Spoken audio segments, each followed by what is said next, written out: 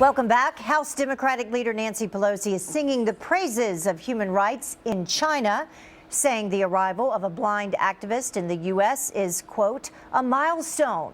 Let's bring in our power panel. KT McFarland, Fox News national security analyst Judith Miller, Pulitzer Prize-winning investigative reporter, author, and Fox News contributor, and Deneen Borelli, a columnist for the Daily Caller and a Fox News contributor. Thank you all for joining us. Hi. Nice to be here. So how far have human rights come in China? It's been 23 years since the massacre at Tiananmen Square. KT, I'll start with you. The Chinese actually handled this pretty shrewdly, because 23 years ago at Tiananmen Square, when they gunned down their own people, they were a pariah in the world. They looked like they were brutal, and they really had it's been a black mark on their name for the last generation.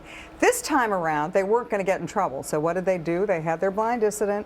Rather than keep him there, rather than have the whole world focus on him, they've in effect exported him, and they've sent him to the United States. Now, what's he going to do? He'll probably continue to talk about how bad things are in China, but he won't have the world press that he might have had were he to stay there. And certainly if they had killed him. Had kept him or killed him. But were they in effect forced to do this? I mean, what was their only other option with what KT said? Well, they could have kept him in jail, and I agree with KT. This is an example of how far they've come, and it's also a lesson about how far they still have to go.